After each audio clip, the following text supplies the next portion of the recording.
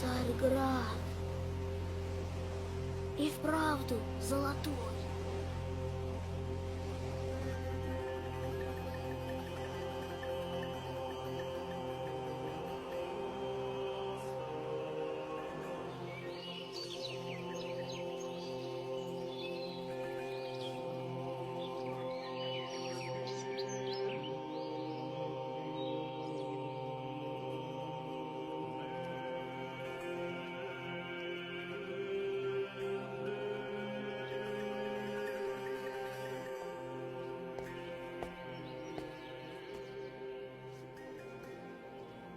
Рассказывай, что видел на Руси. Печенеги угрожают нашим границам, а русских князей рассорили. Этот мальчик свидетель заговора. Нам нужна сильная Русь. Она щит от печенегов.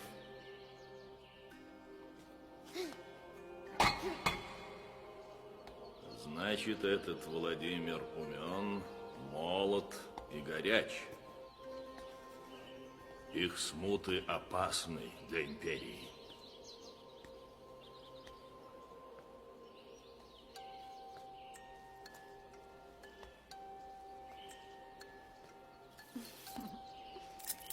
Молод и горяч. Но говорят там... At the helm of the Byzantines' resurgence was Basil II. A man of the people, Basil was the most brilliant military mind the Byzantines ever produced. He was an emperor that did not sit back and enjoy the luxuries of the palace. He went out campaigning every season, leading the Byzantine armies against the foes. He was seen to be a soldier's emperor. But there's no doubt he ranks as a highly competent, very able, very intelligent, very versatile military leader, as well as a good ruler.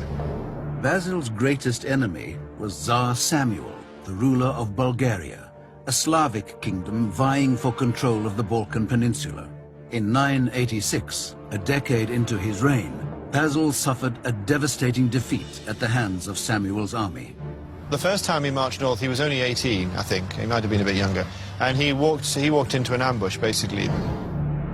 Humiliated, Basil swore revenge on the Bulgarian nation, a revenge that would take 25 years to unfold.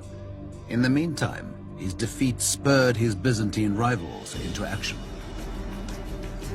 After crushing a series of revolts within his empire, Basil turned his attention to restoring lost imperial lands. Determined to regain Byzantium's glory, he ordered his engineers to design a new model of a deadly siege weapon, the trebuchet.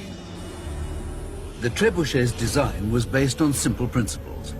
Using ropes, operators levered a wooden arm equipped with a sling and stone.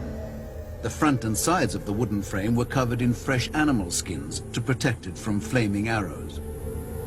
You'd have your axle and your pivoting sling.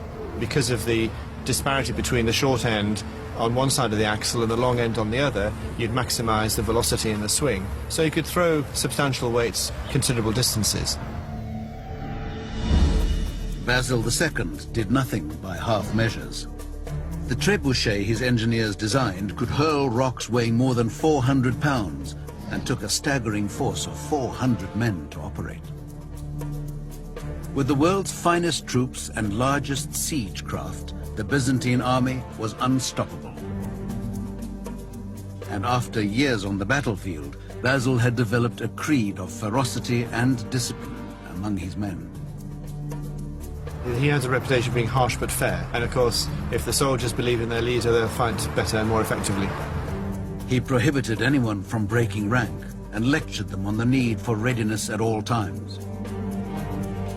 His force could move with lightning speed across all types of terrain.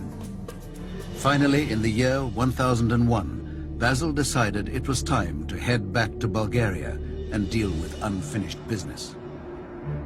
He then turns his attention back to Bulgaria and spends the next 15 years basically solidly campaigning year on year, gradually destroying the Bulgars' infrastructure, ravaging the countryside, destroying the economy.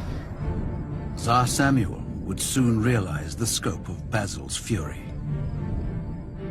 Samuel had been the only man to beat Basil in battle, and for that distinction he would pay dearly. On July 29th in the year 1014, Basil launched a surprise attack, conquering the Bulgarian army, capturing 14,000 men. His revenge would be brutal. He blinded all of them, leaving every 100th man with one eye to lead the rest back to Bulgaria. When Samuel saw his ragged and mutilated army, he collapsed, and 2 days later he died. It's one thing to execute all of these people. It's another thing to send them back to the country where their countrymen in some ways have to take care of all these people. So they become a kind of permanent liability to the society. The cruel victory gave the emperor control of the Balkans. He would be known thereafter as Basil the Bulgar Slayer.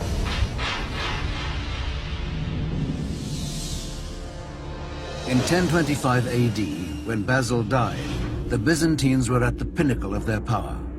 But the empire was left rudderless and vulnerable to struggles within.